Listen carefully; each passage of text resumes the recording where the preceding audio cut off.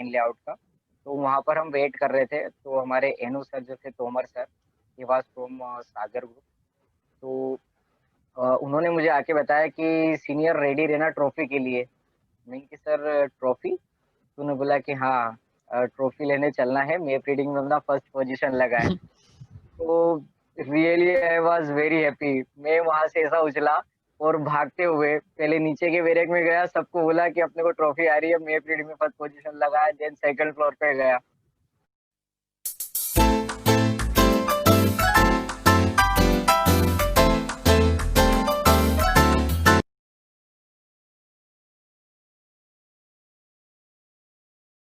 ठीक है, करते हैं start.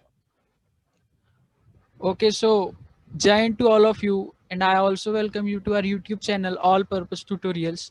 And as you can see here today with us, here is Jitendra Pancholi sir, who is an ex NCC, ex SEO from 10 MP Battalion NCC Ujjain. So, hello sir, and how are you? I'm fine, Ritik. What about you? Sir, I am also fine, sir. Now may I introduce you to our all our Sure, why audiences, not? sir? Okay, so Sure, Ritik. okay, sir. Thank you, sir. So as I told you all previously that sir's name is Jitendra Panchulu, who is also an ex SEO, and sir's unit is 10 MP Battalion NCC Ujjain, which comes under Indore Group and which comes in MP and CG Directorate. And sir was also the senior of MP and CG Directorate in All India Thal Sainik Camp. And sir is also a gold medalist in map reading, the competition which held in All India Thal Sainik Camp in the year 2018. And sir's team also got a gold medal in tent pitching too. And let me tell you, when sir tried for the first time for All India Thal Sainik camp, so he was not able to go in that camp, sir. But sir never gave up, and then sir tried it for the second time also, and then in the second attempt, sir completed the All India Thal Sainik camp. And there is also an achievement of Jitendra Pancholi sir, that he is also an he is also an national cricket player, and he also represented his university at national level, and now he is currently playing from Madhya Pradesh Cricket Association from Ujjain division. So sir, now so this was the introduction of our today's guest. So sir, now can we start uh, asking the questions? Yeah, Ritik. Yes sir. And Yeah, sir, Ritik. Thank you so much for introduction. And first of all, thank you so much, Ritik. It's a pleasure to me on your channel. sir, So it's thank an you so honor much for for us inviting me. also. Yes, sir. Thank you, sir. Sir, and one thing more, sir, that I am also an NCC cadet, and I am also having my C certificate now. So, sir, I know that we said that it is only 3 years journey, but sir, it's actually not a 3 years journey. It's a very long journey, sir, because we do many camps, sir. We make so many friends, we make so many achievements there. We get to learn so many things in NCC. So sir, it's actually a very fun way to make yourself more better, that we can do by NCC, sir. So sir, now my first question is that what motivated you to join NCC, and also after joining NCC, how you decided to go for All India Thal Sainik Camp? Ritik, it was not pre-decided to join NCC, but I have been decided to join armed forces. Then when I got admission in Madhav Science College, Ujjain, I saw a NCC board there. So I went for a registration for NCC room. Yes, जैसे sir. ही मैं NCC room में पहुंचा, one incident was happened with me. When I entered in room and asked to sir, may I come in? Sir ने बोला हाँ ठीक है, आ जाओ। तो उन्होंने क्या किया, दे सेंड मी बैक। बोला कि आप वापस बाहर से फिर से आइए। मीन Yes, कि sir. भाई सर क्यों? तो बोला कि पहले आप अपनी शर्ट इन करके आइए, then enter this room. Yes sir, ये आई हुआ है वाज बहुत बार। Shocked really. हाँ सर, बहुत बार हुआ रियली है आई ये। Was shocked. तो फिर मैं शर्ट इन करके वापस गया। मैंने जो भी रजिस्ट्रेशन में जो भी रिक्वायरमेंट थी वो फिलअप की। देन आफ्टर जब उन्होंने फर्स्ट जो फॉर्मल परेड्स होती है अपनी एनसीसी ज्वाइन करने से पहले जो फॉर्मल परेड होती है, यस तो सर। उसके लिए मैं वहाँ पर गया। तो जो फर्स्ट डे जो थे मेरा वो, I always remember my first day of formal parade, because उसी दिन मुझे जो एक्चुअल मोटिवेशन जो था मुझे एक्चुअली उसी दिन मिला जब हम परेड के लिए गए थे। तो कि वहाँ का जो जितना भी वर्क था वो सारा बहुत ही सिस्टमेटिक था, तो it was impressed me so lot. So क्या हुआ कि जब हमको फॉल इन किया हुआ था उनने, जो हमारे सीनियर्स थे, सेकेंड ईयर के थे may be, I am not confirm. तो फिर क्या हुआ कि सेकेंड ईयर वालों ने हमें फॉल इन किया। देन उनके थर्ड ईयर वाले आए, उन्होंने हमें अटेंशन किया, उनको विश किया। फिर देन जब थर्ड ईयर वाले आए, तो थर्ड ईयर वालों ने सेकेंड ईयर वालों को वापस से फॉलो इन किया। In the process begin same when ACO comes. Yes sir. तो वो जो जब एसीओ वहाँ पर आए, जो उस टाइम पे हमारे एसीओ सर थे, वो वहाँ पर आए। और जैसे ही जो प्रोसीजर था सेम प्रोसेस हुआ। तो मैंने सोचा कि यार ये मतलब इतना रेस्पेक्ट है एक तरीके से। फिर जब परेड हमारी खत्म हुई तो हमारे जो सेकेंड ईयर के सीनियर थे, actually I don't know too much about the NCC at that time. Yes तो sir. I was asked to my senior sir that the procedure you did was it what is it. So they told me that this is a parade procedure like that. And yes then sir. then I asked to him that sir, the sir come in the last, and you all our attention who he was. So he tell me that he is our ACO, senior under officer. Yes sir. So at that time I have decided that I want to be a senior of my college. Yes sir. So this day was that I have decided to join a NCC because this is a formal parade. So this is the first day where I have decided to join the NCC. हाँ sir, वैसे भी जो senior होते हैं SEO यूओ उनको थोड़ी सी छूट रहती है सर, वो 15 मिनट लेट भी आए तो चल जाता है। नहीं तो हम लोगों को तो रगड़ा मिलता था Yes, सर, हम लोग 5 मिनट भी लेट जाते sir. थे तो। या वो रगड़ा नहीं, एक तरीके से कि आपको टाइम का पंक्चुअल करने के लिए ही सारी चीजें की जाती है। और वो जो चीजें जो सीनियर होता है वो ऑलरेडी फर्स्ट ईयर में कंप्लीट करके ही आता है थर्ड ईयर में। हाँ सर, वो गुस्सा हमने भी निकालते किया हैं वो लोग है। अपना कि अब हमें रगड़ा मिला मैं था नहीं तुम्हें इतने नोटे भी। गुस्सा। हाँ सर, वैसे ही। हमारा बिल्कुल, जो हमारे पीआई स्टाफ रहते थे वो बोलते थे जिसको जितना मिलेगा रगड़ा वो बनेगा इतना तगड़ा। सो हाँ दिस सर। Is right. हाँ सर, रगड़ा तो बहुत मिलता है सर। तो सर अब जो अगला क्वेश्चन है वो ये है sir, what changes you observed after joining NCC, and also what changes you observed in yourself after completing the All India Thal Sainik Camp? Yeah, Ritik, there was so many changes. The first changes in my personality, and Yes sir. then in my dressing sense, हाँ sir. and then it was the way of talking when I was admitted in the first year, and then the my 1 year has been completed, and when I was in second year. So there is so much changes in my talking sense, Yes sir. and really I felt myself very nice after 1 year, because they are thankful to my senior. They trained me very nicely, and they always motivated me. And these things, it means NCC changed my life in a 1 year. It हाँ changed sir. me totally. If one word we can say that the NCC changed me totally in a 1 year, only in a 1 year. So वहाँ पे मतलब क्या एक आपका dressing sense, आपकी personality, आपका बोलचाल करने का तरीका, और आपका लोगों से मिलने का तरीका, जो ये एक इंसान के अंदर जब बदलता है तो वो ऑटोमेटिक फील करता है कि हाँ यार आपके अंदर कुछ चेंजेस आ रहा है।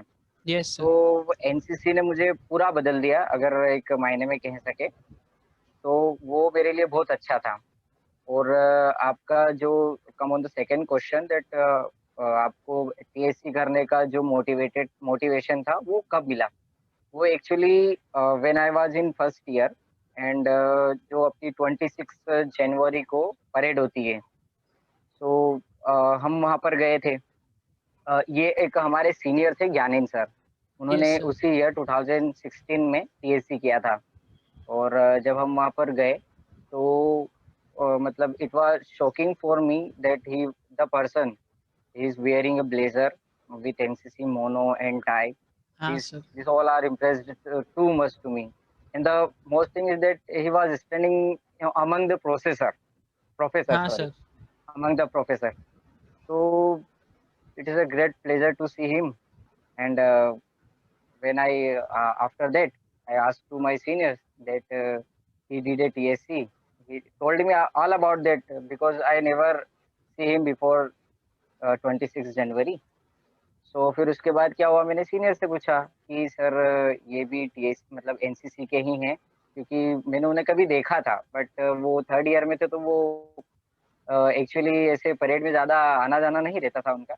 हाँ तो सर। मैंने सीनियर से पूछा कि सर ये सीनियर हैं, उन्होंने बताया था और उन्होंने ब्लेजर पहन रखा है, टाई पहन रखी है, और तो ये कैसे मिलता है? तो फिर उन्होंने मुझे बताया कि ये टीएससी और आरडीसी से मिलता है। हाँ सर। तो फिर मैंने सर्च आउट किया कि टीएससी और आरडीसी दोनों में डिफरेंस क्या है। तो डिफरेंस दोनों में कुछ भी नहीं था, बहुत था सेम। पर जैसे कि टीएससी की जो लॉन्चिंग होती है वो आरडीसी से पहले स्टार्ट हो जाती है। Yes sir. तो फर्स्ट ईयर में तो मुझे कोई कैंप करने को नहीं मिला, but then in second year मुझे टीएससी जाने का मौका मिला। तो जो मेरे सीनियर थे ज्ञानेंद्र सर, ये उन्हीं की वजह से मुझे वो मोटिवेशन मिला, क्योंकि 26 जनवरी का एक इवेंट बहुत बड़ा इवेंट होता है। तो वहाँ पर आप प्रोफेसर के बीच में खड़े हो, हर कोई आपको रेस्पेक्ट कर रहा है, और रेस्पेक्ट जो है वो आपकी बडीज भी आपको रेस्पेक्ट कर रहे हैं हाँ सर, जो सब रिस्पेक्ट एनसीसी में देते हैं। बैचमेट है। तो it was a very great pleasure for a single person. तो वही चीज मुझे मोटिवेट की कि हाँ अपने को टीएससी करना और ये ब्लेजर पहनना है। तब तो जो all fighting about the blazer. हाँ सर, वो ब्लेजर देख के सर बहुत मोटिवेशन मिलता है, जब किसी को वो ब्लेजर पहने बहुत देखो। बहुत मोटिवेशन है। सब लोग फोटो खिंचाने भी आते रियली हैं सर। रियली। सेलिब्रिटी जैसा लगता है सर उसको पहन के। एनसीसी कैडेट्स यस के बीच यस में जाओ ना बट सर, तो ऐसे ही लगता है। मैंने देखा हूँ सर, हमारे जहाँ बिल्कुल बिल्कुल।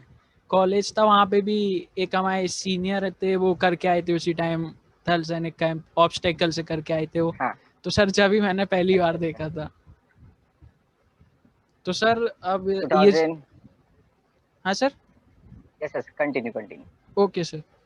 सो सर अब जो तीसरा क्वेश्चन है वो जैसे कि as I told everyone in the beginning only that you had failed to go for TSC in your first attempt, sir. Then you how managed to not give up and then you did it in your second attempt. So yes writing, when I was failed in my first attempt, it was very bad time for me. Really, I told you it was very bad time for me because yes sir. जब आप दिल्ली जाते हो, because पहले तो आपके अंदर बहुत सारी खुशी होती है।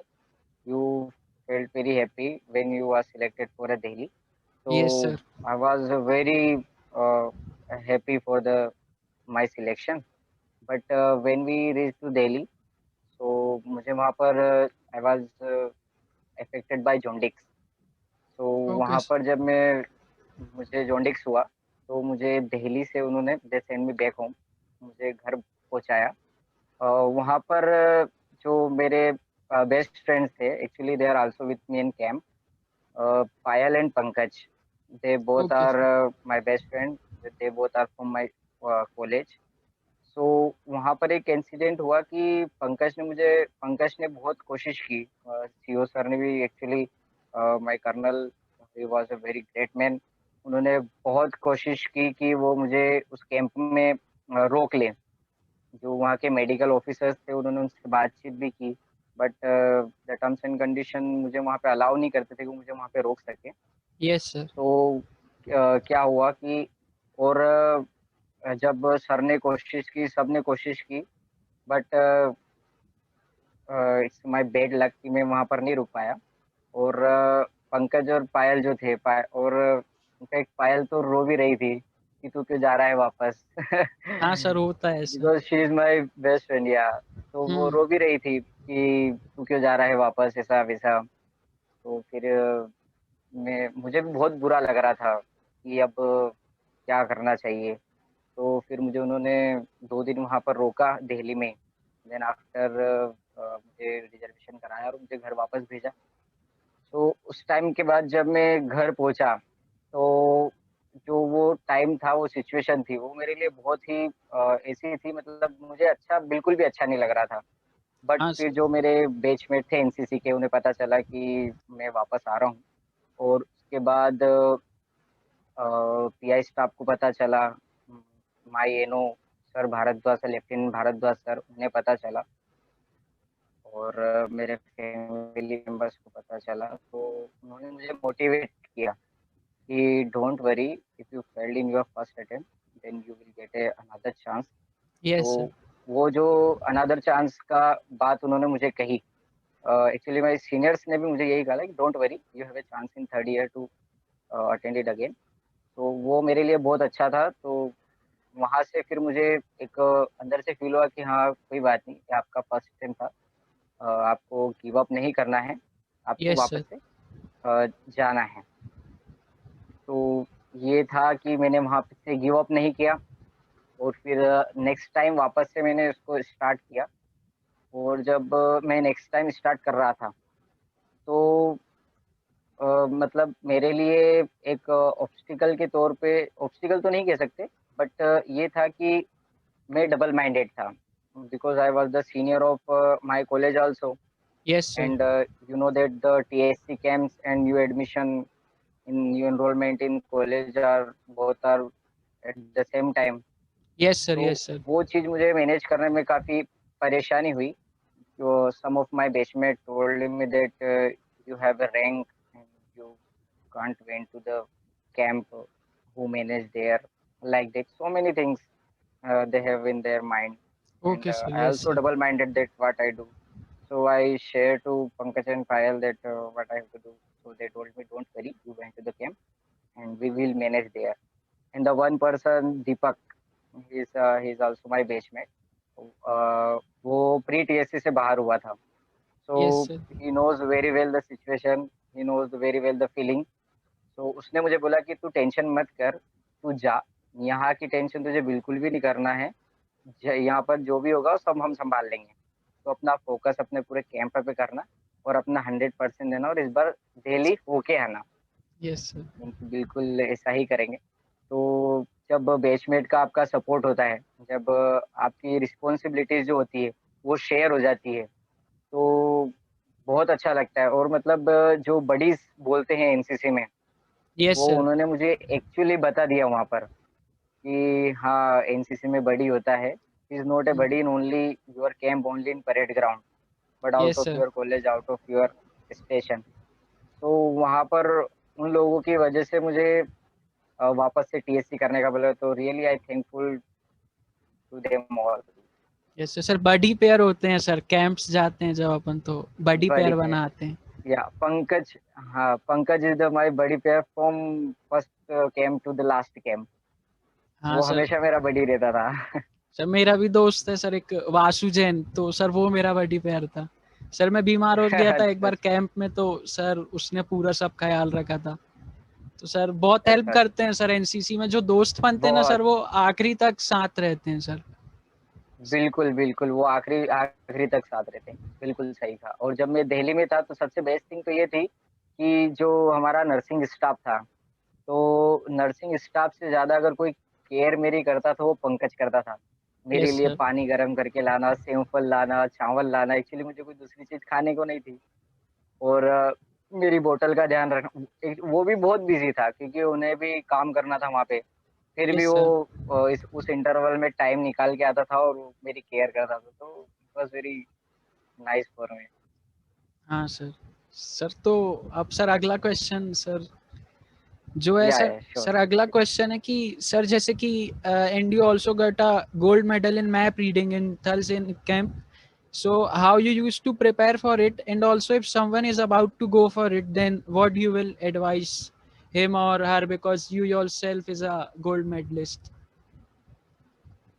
या ऋतिक, जो मैप रीडिंग होता है, as I told as a fun, कि जो उनकी पड़ी और खड़ी लाइन होती है, हाँ उसमें सर। जो न्यू कमर्स होते हैं वो उसमें ही उलझ जाते हैं। हाँ तो सर। उनसे हाँ। बाहर नहीं आ पाते हैं। तो ये मैंने रियलाइज की है।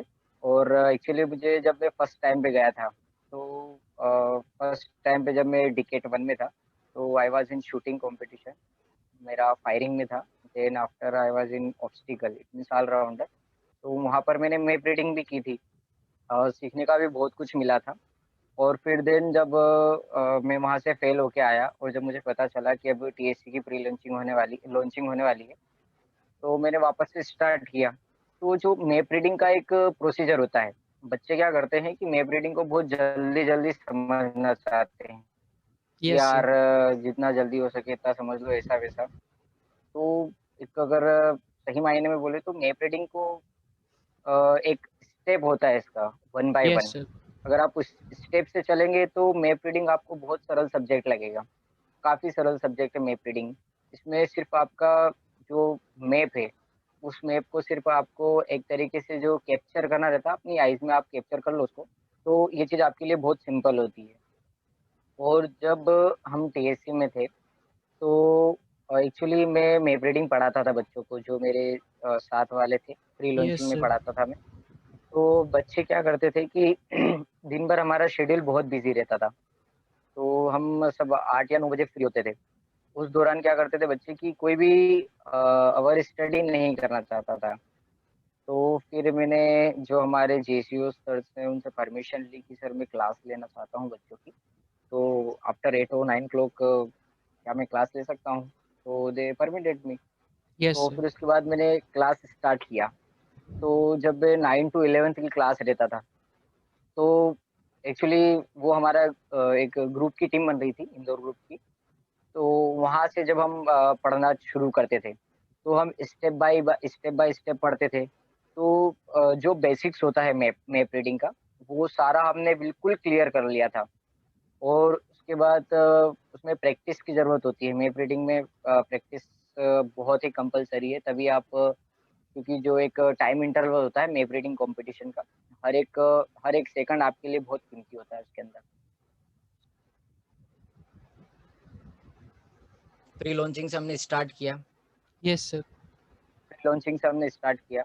प्री लॉन्चिंग में मैं सबको पढ़ाता था। और एक्चुअली क्या होता है कि पीआई स्टाफ और एक सीनियर के पढ़ाने में बहुत डिफरेंस होता है। हाँ सर। क्योंकि if you are a junior, तो you can't ask a question directly to the PI staff.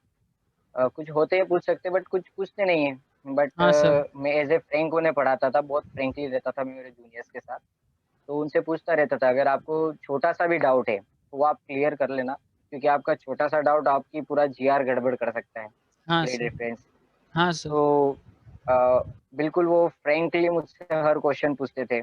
कोई भी अगर उन्हें डाउट होता था तो वो मुझसे पूछते थे।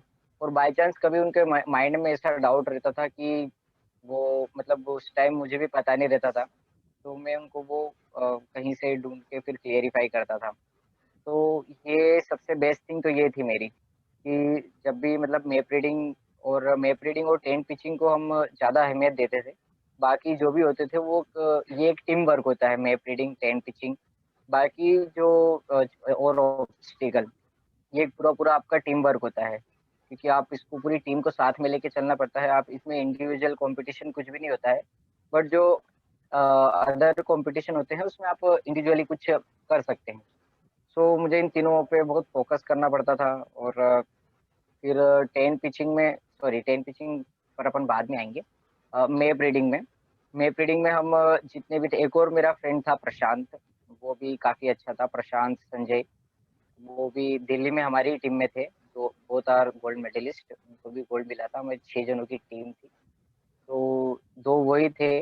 तो सबसे ज़्यादा बेनिफिट तो मेरे लिए था कि वो जो 2 कैडेट मेरे साथ थे इंदौर ग्रुप के, वो वेल ट्रेंड थे मैप Yes. रीडिंग में। और संजय को तो ग्रुप में मेडल भी मिला था मैप रीडिंग के लिए। तो ये काफ़ी अच्छा था कि वो मुझे वेल ट्रेंड वहाँ पर मिले दिल्ली में।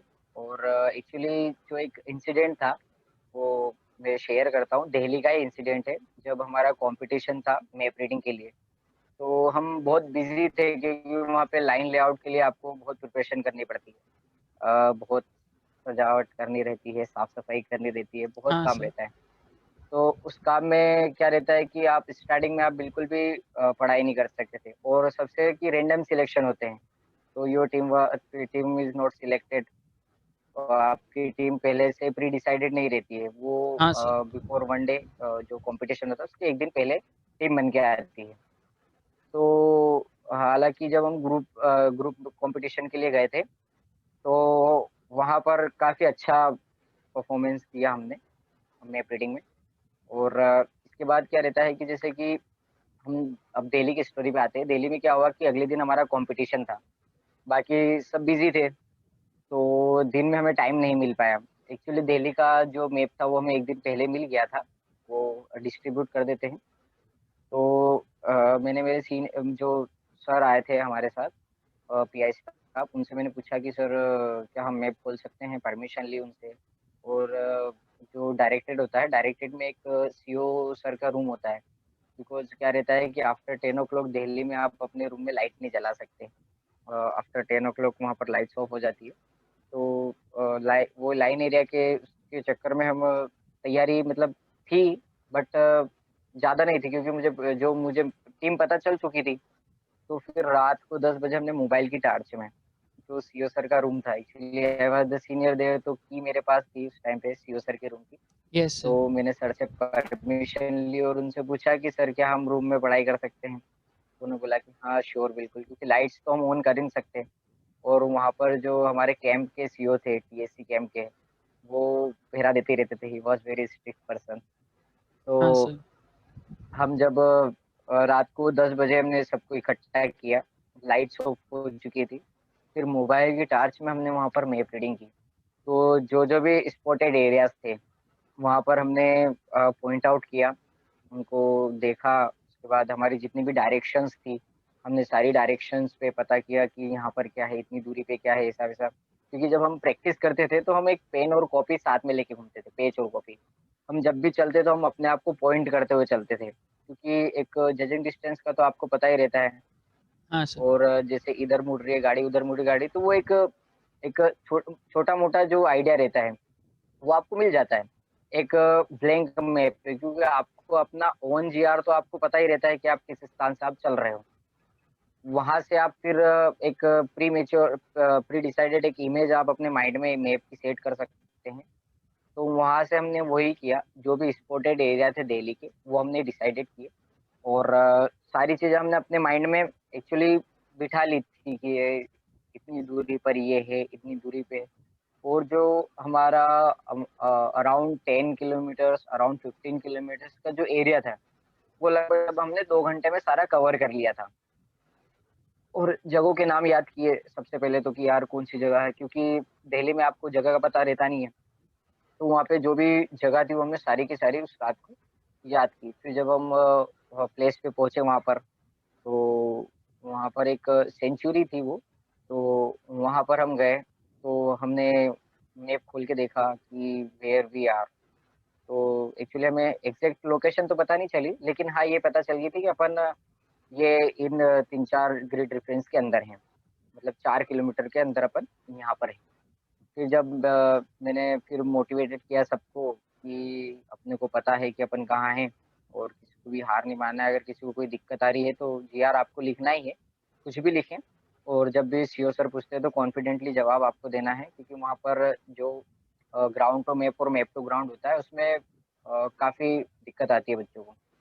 तो सबको पहले से ही बता दिया था कि, और प्रोसीजर जो था, एक प्रोसीजर होता है, वो प्रोसीजर मैंने बच्चों को बहुत अच्छे से सिखा रखा था कि आपको ऐसा करना है। तो वहाँ पर और प्रैक्टिस भी हम बहुत करते थे इस चीज़ की, क्योंकि Yes sir. हमें जब भी मिलता था कुछ भी चीज़ हम देखते थे आसपास, तो हम जैसे जजिंग डिस्टेंस की प्रैक्टिस करते थे। अगर हम प्रशांत और अगर हम साथ में घूम रहे हैं तो मैं प्रशांत से पूछा, प्रशांत वो बिल्डिंग यहाँ से कितनी दूर पे है? तो वो मुझे पता था कि इतनी दूर पे है। तो ये चीज़ करनी चाहिए बच्चों को कि प्रैक्टिस जो है मैप रीडिंग की वो आप 1 दिन में नहीं कर सकते। मेबी कि आप 1 हफ्ते में भी नहीं कर सकते। उसके लिए क्या है कि आपको उसको अपने ज़हन में बिठाना पड़ेगा। आप अपने फ्रेंड के साथ घूम रहे हैं, पेड़ दिखा आपको, आपको अपना जीआर पता है, अगर आपको बाय चांस आपके पास मैप है, तो आप सर्च आउट करो कि आप उस जगह पे हैं और आपको अगर आप कहीं घूमने गए हो आउट ऑफ कैंप गए हो, तो उस प्लेस का आपको पता रहना चाहिए और फिर आपको मैप में आके उसको ढूँढना चाहिए। Yes sir. तो ये चीज़ें तो आपको बहुत हेल्प करेगी, अगर इन फ्यूचर अगर कोई जाना चाहता है तो। और फिर क्या रहता है कि जब हमने वहाँ पर सारा उम, अरेंजमेंट किया, सब कुछ किया और जब हमारा कॉम्पिटिशन खत्म हुआ तो मैंने सबसे पूछा कि कैसा रहा? तो बोले यस कि सर। अच्छा रहा, बहुत अच्छा रहा। बट हर कोई बोलता है कि बहुत अच्छा रहा, बहुत अच्छा रहा। मैं भी कन्फर्म नहीं था कि हाँ, बट मुझे मेरा पता था कि मतलब मेरा बहुत अच्छा था। मैंने सारी चीज़ें अच्छे से कर रखी थी और साथ में जो थे उन्होंने आई होप कि उन्होंने भी अच्छा ही किया होगा। सो हमें फर्स्ट रैंक मिला पूरे एमपीसीजी डायरेक्टरेट को ऑल ओवर इंडिया रैंक पे। तो वहाँ पर काफ़ी अच्छा रहा हमारे लिए और फिर जब हम सफाई एक दिन अलग अगले दिन इंस्पेक्शन था हमारा लाइन लेआउट का, तो वहाँ पर हम वेट कर रहे थे, तो हमारे एनू सर जो थे Tomar sir, he was from Sagar group. तो उन्होंने मुझे आके बताया कि सीनियर रेडी रहना ट्रॉफी के लिए। मैंने कि सर ट्रॉफी? तो उन्होंने बोला कि हाँ ट्रॉफी लेने चलना है, मैप रीडिंग में अपना फर्स्ट पोज़ीशन लगा है। तो really I was very happy. मैं वहाँ से ऐसा उछला और भागते हुए पहले नीचे के बैरेक में गया, सबको बोला कि अपने को ट्रॉफी आ रही है, मैप रीडिंग में फर्स्ट पोज़ीशन लगा है, देन सेकंड फ्लोर पे गया। भागता हुआ गया और काफ़ी अच्छा लगा उस दिन जब सर ने आके बोला कि मैप रीडिंग में फर्स्ट पोज़ीशन लगा है। हाँ सर। ये really it was very nice for us और फिर 1 दिन बाद शूटिंग कॉम्पिटिशन का रिज़ल्ट आया। तो शूटिंग कॉम्पिटिशन में भी बहुत अच्छा हमारे जो डायरेक्टर से थे, उनको सिल्वर मेडल मिला था शूटिंग कॉम्पिटिशन में और ऑल ओवर ब्रोंज़ मेडल था।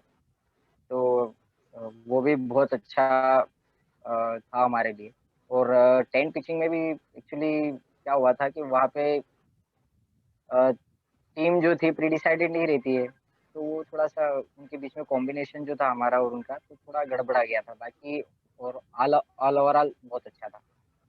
और अगर कोई जैसे कि आपने सेकंड क्वेश्चन किया था कि अगर कोई जाना चाहता है, तो अगर मैप रीडिंग का है सबसे पहले कि आपको मैप को पढ़ना आना चाहिए। सबसे यस मेन सर। चीज़ है कि आप अगर मैप को पढ़ना सीख गए, तो आप उसमें कुछ भी फाइंड आउट कर सकते हैं। क्योंकि जो मैप रीडिंग का कॉम्पिटिशन होता है, अंडर प्रेशर होता है क्योंकि वहाँ पे टाइम लिमिट होती है।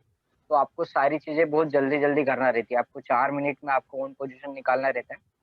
तो वो काफ़ी जब आपको कोई न्यू प्लेस देगा, तो वो काफ़ी टफ होता है, डिफ़िकल्ट होता है।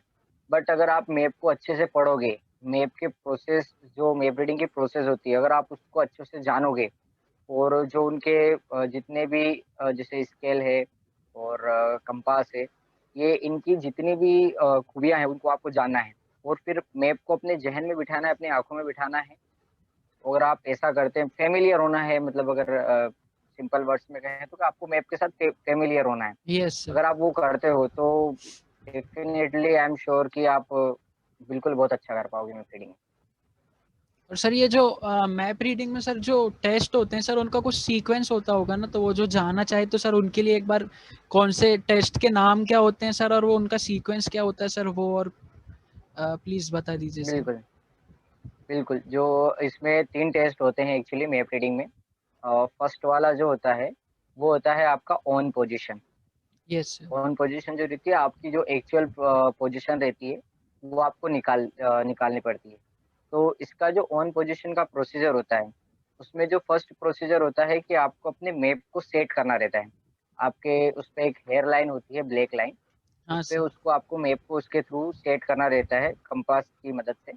तो जब आप कंपास उस पे लेआउट करते हो तो उस मैप को नॉर्थ की डायरेक्शन में आपको सेट करना रहता है। हाँ सर। जो फर्स्ट होता है, फर्स्ट प्रोसीजर होता है यही होता है। आपको सबसे पहले आपको अपना मैप सेट करना है। जब आप आपका मैप सेट कर लेंगे और फिर जब आप मैप सेट कर लेंगे उसके बाद फिर आपको आपके आस-पास की चीज़ों को देखना है। कि कौन सी ऐसी चीज हो सकती है जो कि मैप में भी है और आपको वो चीज ग्राउंड पे भी दिख रही है। तो और सबसे बेस्ट थिंग है कि आप जैसे कोई किला है, कंटूर है, ये जो चीजें रहती है जो इजीली आपको दिख जाती है। और उससे क्या करना है आपको कि सबसे पहले उससे क्या रहता है कि उनको आपको देखना चाहिए कि वो आपके आसपास हो और वो मैप में कंटूर और जो किला होता है, ये बिल्कुल डेफिनेटली बिल्कुल रहते ही हैं, क्योंकि कंटूर बहुत पुराना आता है, किले भी आजकल बहुत पुराने रहते हैं। हाँ तो उससे क्या होता है कि वो आपको मैप पे इजीली मिल जाएँगे। बट अगर आप कोई सा पेड़ देखोगे, तो पेड़ तो काफ़ी मुश्किल होती है ढूँढने में। और अगर आप कोई सा रेलवे लाइन देखोगे, मे बी कि वो रेलवे लाइन अभी बना हो, जिस टाइम पे मैप बना था उस टाइम पे रेलवे लाइन नहीं बनी। तो उसमें थोड़ा आप गुम जाओगे उसमें, फिर मैप रीडिंग में आपको फिर वहीं से दिक्कत आने लग जाएगी। तो आपको वही निशान लेने हैं जो बिल्कुल ईज़िली मैप पर हो और आपको बिल्कुल सामने या फिर अपोज़िट डायरेक्शन में दिख रहे हैं, वो आपको लेना है। तो सबसे पहले आपको उनकी रीडिंग पढ़ना है, जो उनकी डिग्री होती है, वो डिग्री आपको पढ़ना रहेगी।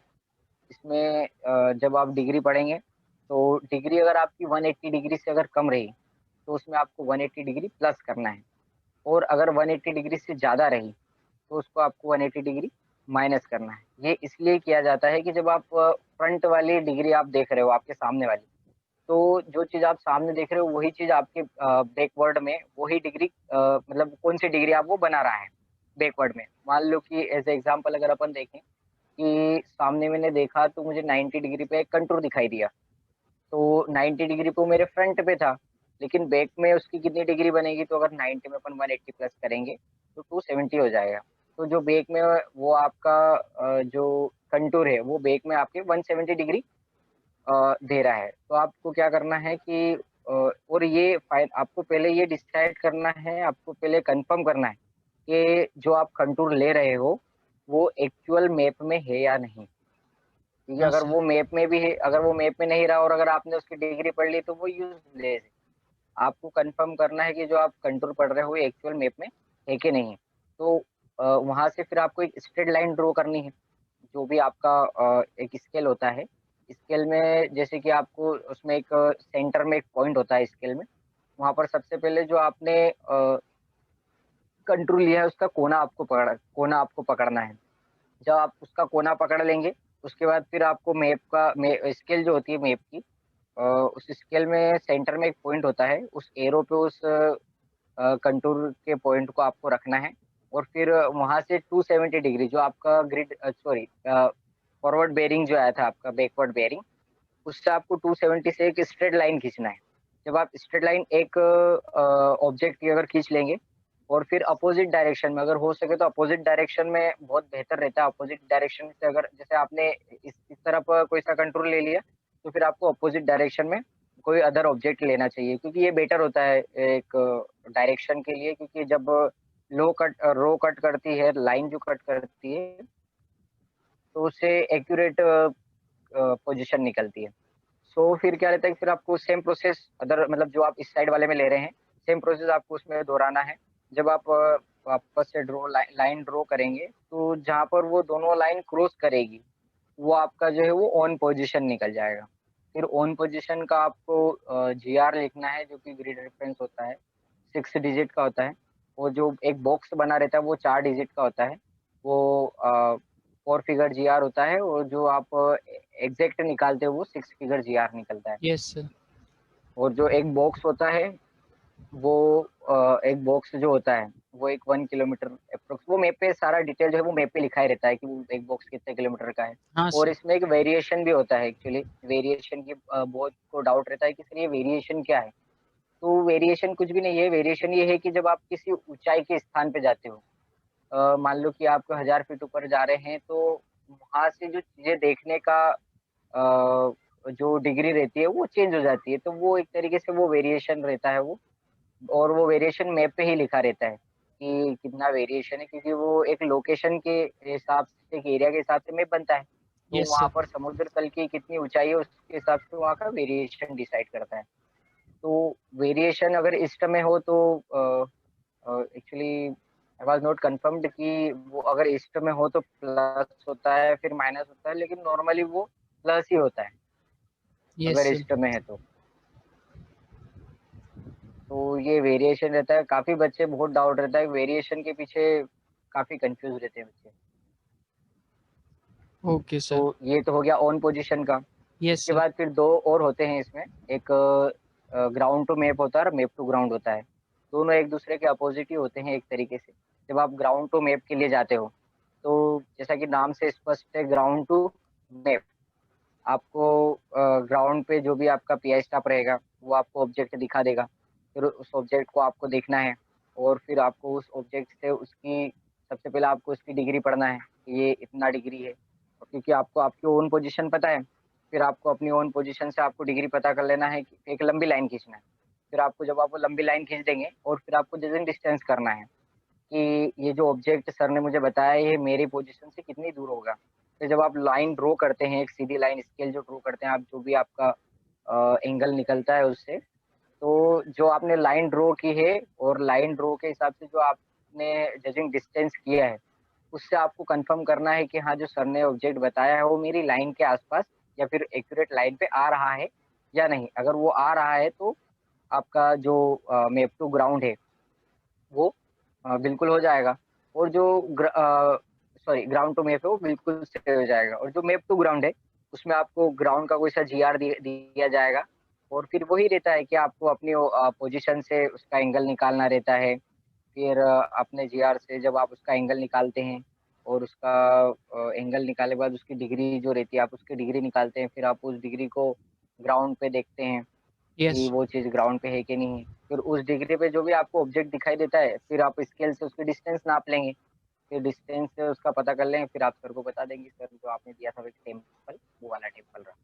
हाँ तो सर। ये सिंपल प्रोसेस है, काफी सिंपल है। अगर आपको फुल माइंडेड हो गए और आप इसको चीज को करोगे तो आप जो आपको टाइम लिमिट दी है आप यस सर। उससे पहले ही उसको कंप्लीट कर लोगे। Okay sir. तो सर जो अब अगला क्वेश्चन है वो ये है कि tell us about the number of camps that you have attended to complete all India Thal Sainik camp, and also tell us about your journey in the camp. TSC के लिए जो नॉर्मली कैंप्स होते हैं इसमें सबसे पहले जो होता है इसमें टोटल 8 या 9 कैंप होते हैं। क्योंकि कंफर्म नहीं रहता है कि वो 9वां कैंप आपका दिल्ली का होगा या फिर 8वां कैंप होगा। क्योंकि जब आप ग्रुप कंपटीशन के लिए जाते हैं तो इसमें लॉन्चिंग्स होती है। तो मे बी किसी ग्रुप में 2 लॉन्चिंग होती है, 3 लॉन्चिंग होती है, फिर फाइनल लॉन्चिंग हो जाती है। तो वहाँ पर डिसाइड नहीं रहता है कि जब मैं फर्स्ट टाइम गया था तो हमारी वहाँ पर 3 लॉन्चिंग हुई थी और इस बार हमारी 4 लॉन्चिंग हुई थी। तो वो एक कैंप यहीं से जो है वो एक कैंप यहीं से बढ़ जाता है। उसके बाद जब आप ग्रुप कंपटीशन के लिए जाते हैं डिकेट 1, तो वो डिकेट 1 होता है। फिर देन आफ्टर जब आप डिकेट 1 क्लियर करते हैं तो डिकेट 2 होता है। और फिर जो प्री टीएससी होता है, देन फाइनल कैंप होता है आपका टीएससी, जो कि Yes ये sir. 8वां कैंप आपका दिल्ली का रहता है। और जैसे कि जब हम एक्चुअली जब हम फर्स्ट टाइम पे जब मैं गया था तो मेरा पहला कैंप था 13 अप्रैल खंडवा 2017। सो ज़्यादा एक्सपीरियंस नहीं था कैंप्स का, सुना ही था कि कैसे होते हैं camp. It was my first camp. तो हम वहाँ पर गए, काफ़ी अच्छा लगा क्योंकि जो शेड्यूल होता था कैंप का वो बहुत बिजी रहता है। पहला हाँ कैंप सर तो वो काफ़ी तो। थकाने वाला होता है। हाँ। आई होप कि आपने भी जब फर्स्ट कैंप किया होगा तो काफ़ी मतलब ऐसा ये- फील किया होगा कि यार कहाँ आ गए। हाँ सर वो शेड्यूल बहुत बिजी रहता है और कुछ करने का टाइम नहीं बहुत रहता है बिजी सर। रहता है, बिल्कुल। और जिनका फर्स्ट कैंप होता है तो बहुत सारे तो डिमोटिवेटेड हो जाते हैं, यार कहाँ आ गए, दिन भर भगाते काम कराते ऐसा वैसा। हाँ सर वो सोच लेते हैं कि अब तो अगले कैंप से नहीं जाना है कहीं। हाँ सर हमारे साथ बिल्कुल। भी थे बहुत सारे तो ऐसे। तो हाँ एक्चुअली ये थिंग हमारे साथ तो नहीं थी क्योंकि हम तो टीएससी के लिए गए थे। तो वो ये तो पता था कि आपको 8 कैंप करना है तो आप पहले कैंप में ये थॉट आपके माइंड में बिल्कुल भी नहीं ला सकते। हाँ सर। तो फर्स्ट लॉन्चिंग में हमारा सिलेक्शन हुआ।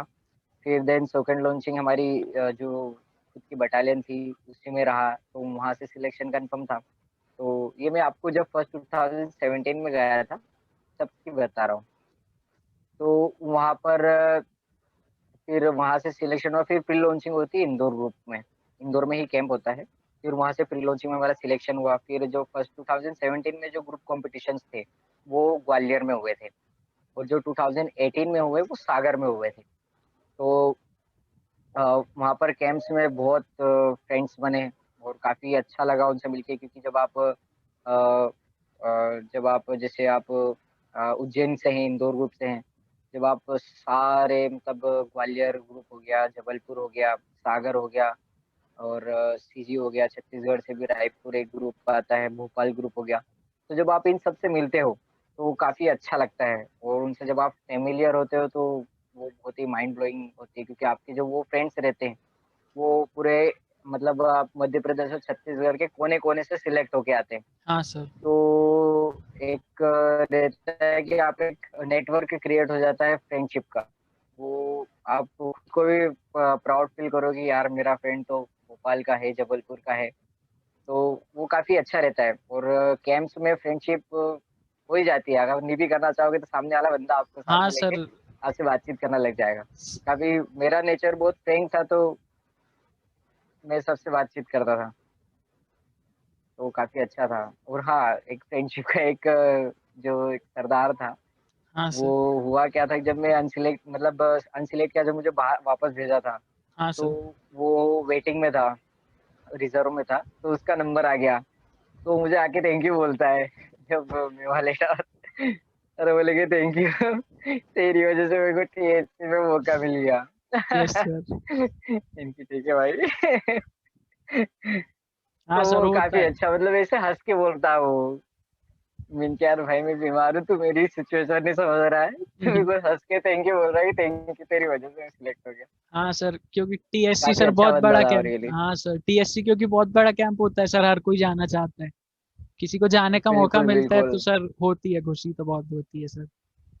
बहुत खुशी होती है। तो और वो बंदा काफी मतलब जब उस वन सिलेक्ट हुआ था, जब प्री टीएससी में, तो वो रोया था वो वहां पर हाँ सर। कि यार मैं सिलेक्ट नहीं हो पाया। और जब उसका नंबर आया, रिजर्व में था वो रिजर्व में था, और वो फर्स्ट रिजर्व रिजर्व में भी था। तो जब वो आया तो वो काफी खुश हुआ, वो आके मेरे को थैंक यू बोलता है।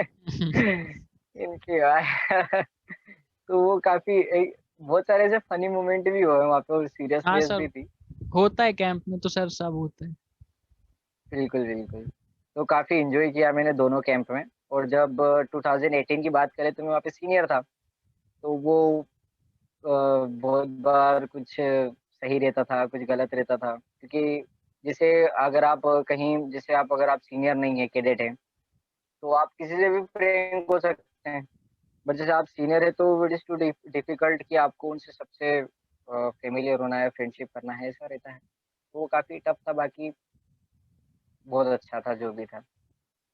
काफी इंजॉय किया, मतलब मेरी लाइफ के क्या बताऊँ मैं, आप लगभग 230 दिन, इट मीन्स 23 कैंप्स मैंने किए हैं एनसीसी के।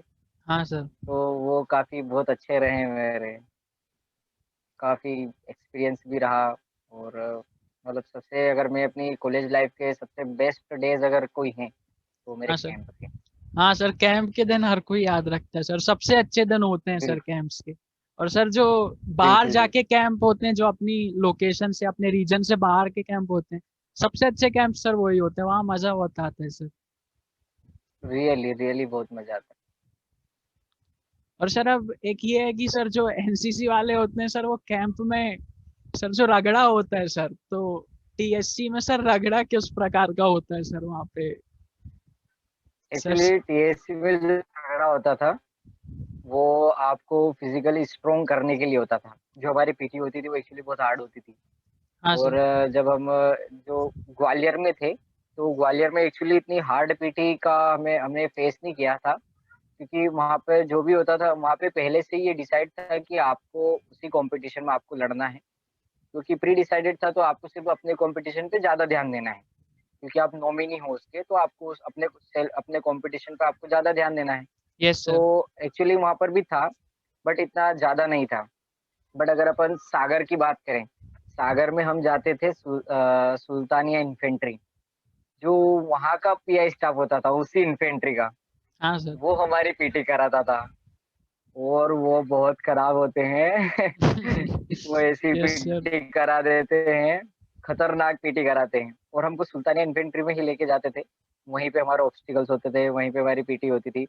सारी चीज़ वहीं पे होती, फायरिंग रेंज भी वहीं पे थी। तो उनका जो पीटी ग्राउंड बना हुआ था, जो ट्रेनिंग का होता है, उस पीटी ग्राउंड पे हमें पीटी कराई जाती थी। तो वो काफ़ी खतरनाक था। जो सागर का सुल्तानिया इन्फेंट्री के जो ट्रेनिंग स्टाफ थे, जो कि पीटी स्टाफ थे, यस सर। वो एक तो रेड सॉक्स पहन के आते थे। तो होता है ऐसे साथ वाले तो बोले कि देखो लाल फौजी वाला भूत आ गया, वो अपने को भूत बनाएगा। तो हाँ सर। ऐसा रहता था।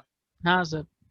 तो वो एक और वो मतलब वहाँ से उन्होंने हमें काफ़ी अच्छी चीज़ें सिखाई। जो सबसे अच्छी बात तो ये थी, उन्होंने हमें ये बताया जब हम फर्स्ट टाइम के लिए गए थे, तो उन्होंने बोला कि अगर आपको ये पीटी ऐसा लग रहा है क्योंकि वहाँ पे पनिशमेंट जो pushups front rule, break rule जो ये भी होते थे, तो वो बोलते थे कि आप इसको एज़ ए पनिशमेंट मत लीजिए। आप इसको पनिशमेंट एज़ ए पनिशमेंट अगर आप लेंगे तो ये आपके लिए भारी पड़ेगा। हाँ आप सर। इसको एक एन्जॉयमेंट के तौर पे लीजिए। अगर आप इसको एन्जॉयमेंट के तौर पे लेंगे, तो आपको इसको करने में बहुत मज़ा आएगा और काफ़ी अच्छा रहेगा आपके लिए। थकान भी महसूस नहीं होगी और काफ़ी अच्छा लगेगा। और जब ग्वालियर में हम रहते थे, तो ग्वालियर में क्या था जैसे हम खाना खाते थे और उसके बाद फिर 9 बजे के बाद हमारी क्लास रहती थी। तो खाना खाने के जस्ट बाद ही हमें बेड स्टैंड लगाने रहते थे। वो डेली हाँ का सर। रूल्स था।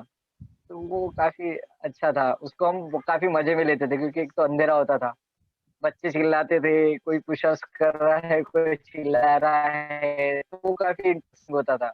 एक हाँ सर। फिज़िकल वर्कआउट भी आपका हो जाता था और सबसे मौज-मस्ती भी हो जाती थी। तो वो काफ़ी अच्छा रहता था। वहाँ से भी अपने को सीखने को मिला कि अगर आपको फिज़िकल आपको स्ट्रॉन्ग करना है, तो आप उसको एज़ ए पनिशमेंट मत लीजिए। अगर कोई सीनियर आपको पनिशमेंट दे रहा है, रगड़ा दे रहा है इट इज़ नॉट अ रगड़ा।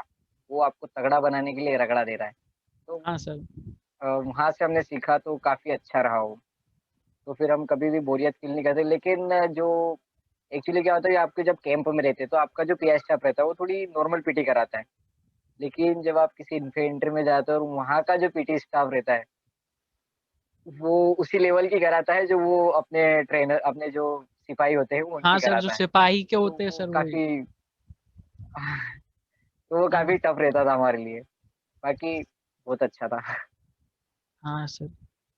सरल जो अब तो अगर जैसे जो भी एनसीसी कैडेट हैं, हाँ सर। उनके लिए मेरा ये मैसेज है कि अगर कोई रगड़ा देता है आपको कोई भी सीनियर, तो उसको आप अगर आप उसको रगड़ा नहीं मानेंगे और आप उसको ऐसे ही मानेंगे कि हाँ यार ठीक है आपने दिया और हमने एक एक्शन हो गया, वो एक टास्क हो गया कि आपने दिया और हमने कंप्लीट कर लिया।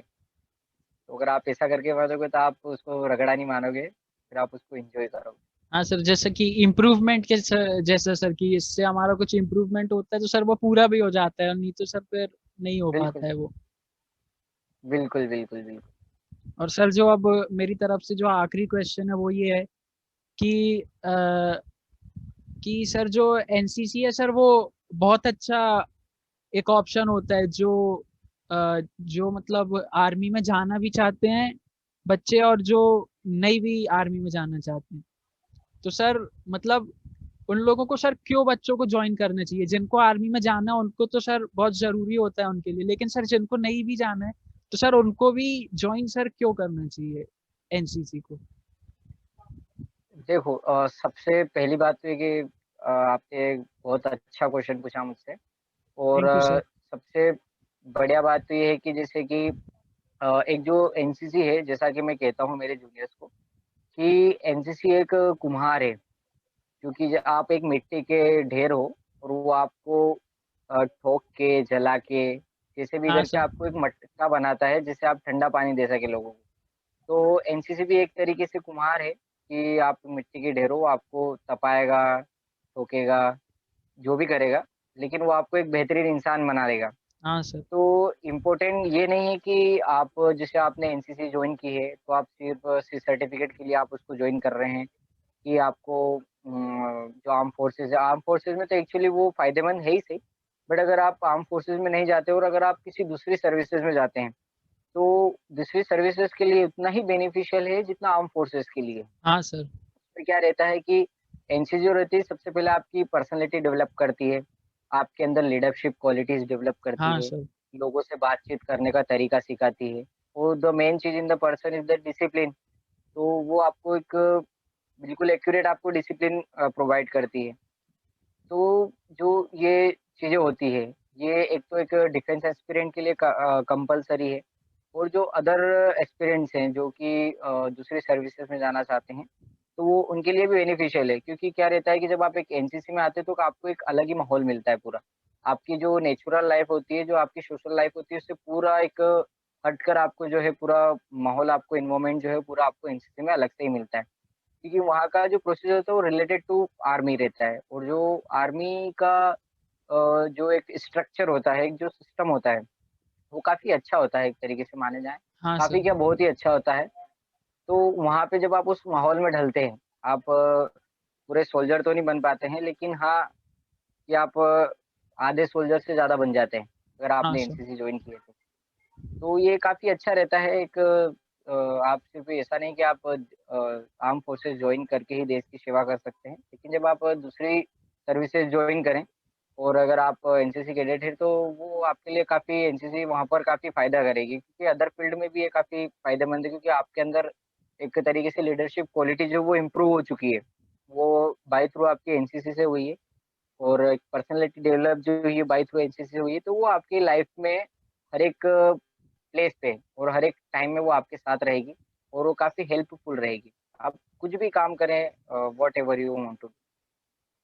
सर मतलब कि जो हमें एनसीसी से सर जो क्वालिटीज मिलती हैं, जो हम अपनी पर्सनैलिटी डेवलप करते हैं, जो हमारा कैरेक्टर बनता है, वो अगर हम आर्मी में नहीं भी बिल्कुल, जाते हैं या वो पर्पस नहीं है हमारा, तो हमें जिंदगी भर सर वो चीजें काम आ सकती हैं। तो सर तो sir. Sorry Hrithik. Question sorry sir. Can you repeat what you said? नहीं सर, मैं ये बोल रहा था कि सर जो एनसीसी से हमें मिलती हैं चीजें सर, जो अगर सर वो बाय चांस अगर हमने जो पर्पस के लिए एनसीसी ज्वाइन की थी सर, अगर वो नहीं भी होता है तो भी सर वो जिंदगी भर में वो चीजें काम आती हैं जो हम एनसीसी से मिलती हैं हमें चीजें। बिल्कुल, बिल्कुल ऋतिक, बिल्कुल यू आर डेफिनिटली राइट। बिल्कुल लाइफ टाइम याद ये चीज़ें लाइफ टाइम यूज़फुल है आपके लिए। और तो हमेशा ही आपको मतलब आगे बढ़ाने के लिए जो ये आपकी, क्योंकि क्या रहता है कि जब ये टाइम पीरियड आपका जो रहता है का एक यूथ हो, आप यस सर। एक अगर आपकी नींव पक्की की जाए तो आप बिल्कुल डेफ़िनेटली लाइफ़ में कुछ कर पाओगे। तो एक आप यूथ हो, आप यहाँ से अगर कुछ सीखोगे, तो लाइफ़ टाइम आपके लिए साथ रहेगा। Okay sir. Okay sir, so that was all from my side. And sir आपका फिर से थैंक यू सर, आपको आप आए हमारे चैनल पे, आपने इंटरव्यू दिए सर। ये जो आपका इंटरव्यू है सर, ये बहुत सारे लोगों को बहुत हेल्पफुल होगा sir. Thanks for coming to our thank you. Channel for this interview sir. Thank you Hrithik, thank you so much कि आपने मुझे इनवाइट किया और एक अपॉर्च्युनिटी दी कि मैं लोगों के सामने आपके थ्रू ये जो बातें हैं, जो मेरा एक्सपीरियंस है एक्चुअली जो कह हाँ कह सर। सकते हैं, ये मैंने शेयर किया। काफ़ी अच्छा लगा आपसे बातचीत करके और आई होप कि आप हमेशा से ऐसे ही काम करें। Okay sir, thank you for your appreciation sir. Okay, thank you Hrithik. Okay sir.